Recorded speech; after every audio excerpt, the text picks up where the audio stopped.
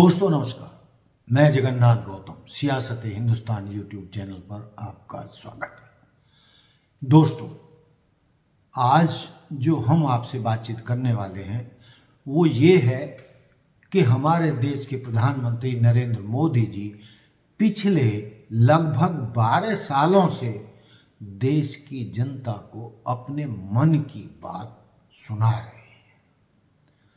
लेकिन दोस्तों, गत रविवार के दिन देश के कोने कोने से, हर प्रदेश से देश की जनता दिल्ली के रामलीला मैदान में अपनी मन की बात सुनाने के लिए दिल्ली पहुंचे।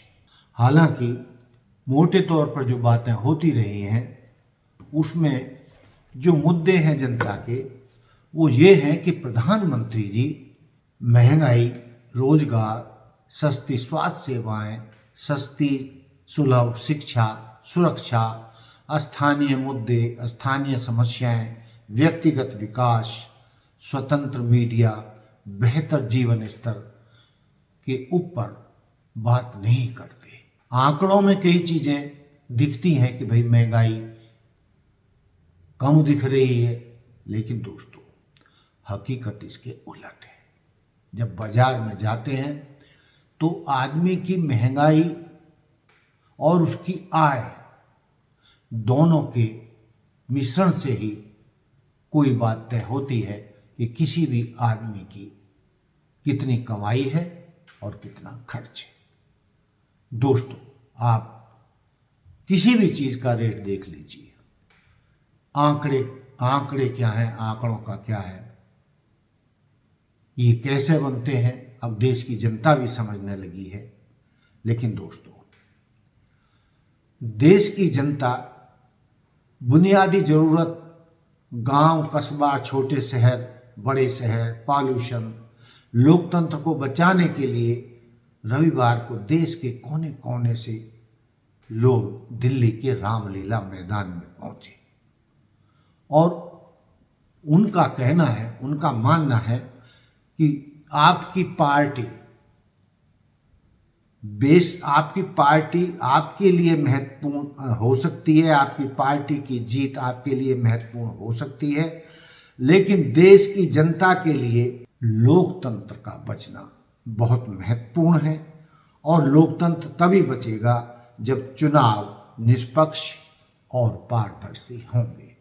लेकिन दोस्तों, जिस तरीके से चुनाव हो रहे हैं, चुनाव में धांधलियों के आरोप लग रहे हैं, वोट चोरी करके भाजपा की सत्ता में आने के आरोप लग रहे हैं, उसके चलते ये बिल्कुल नहीं दिखता कि चुनाव कैसे निष्पक्ष और पारदर्शी हों।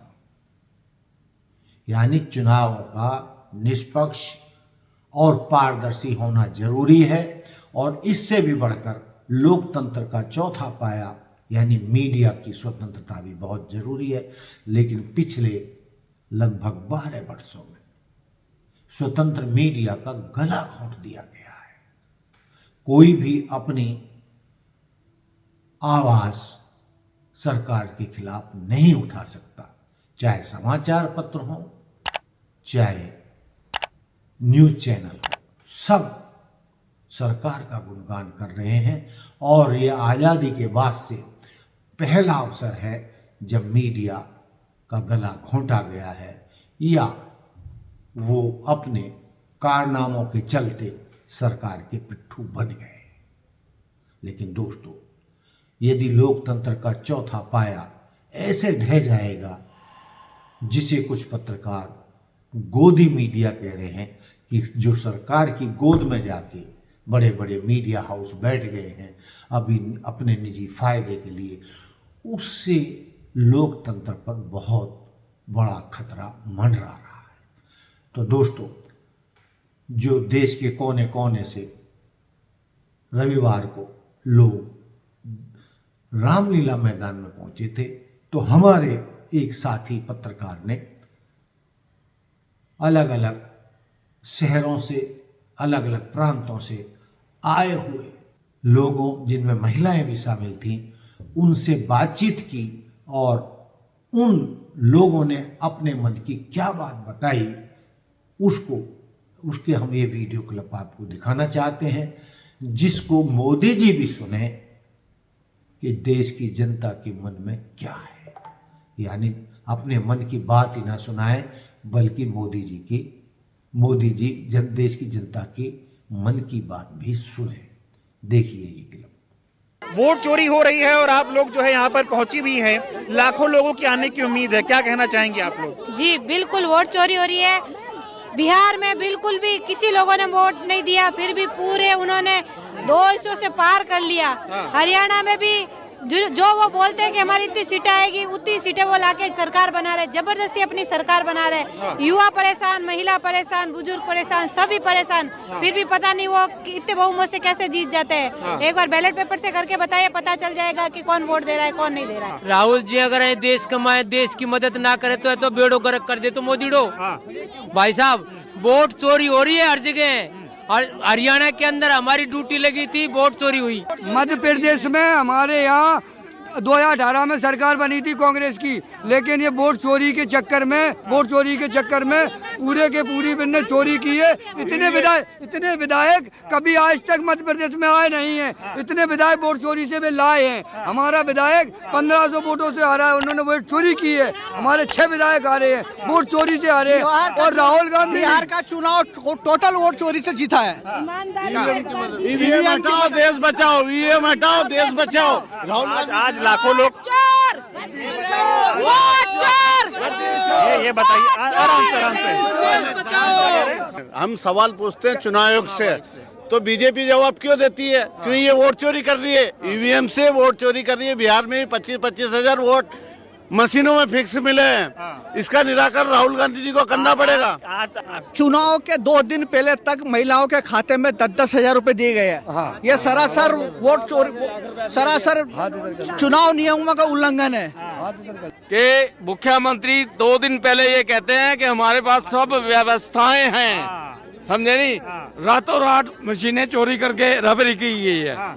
तो दोस्तों, जैसा कि आपने इस वीडियो क्लिप में देखा कि यदि हम इन लोगों की बातों पर विश्वास करें जो कि सत्य के करीब लगती हैं, तो बिल्कुल ऐसा लगता है कि वाकई में लोकतंत्र खतरे में है। चुनाव निष्पक्ष और पारदर्शी नहीं हो रहे हैं और वोटों की चोरी करके सरकारें बन रही हैं, जिससे लोकतंत्र की हत्या हो रही है। यदि यही सब चलता रहा तो लोकतंत्र और चुनाव के कोई मायने नहीं रह जाएंगे। तो दोस्तों, जो आपने वीडियो क्लिप में सुना या हमने आपके सामने अपने मन की बात रखी, आप उनसे कितने सहमत हैं, आप हमें कमेंट्स करके बता सकते हैं कि क्या प्रधानमंत्री जी को देश की जनता के मन की बात भी सुननी चाहिए या नहीं। ये फैसला मैं आपके ऊपर छोड़ता हूँ। इसी के साथ मैं अपनी बात समाप्त करता हूँ। जय हिंद, जय भारत, जय संविधान। धन्यवाद।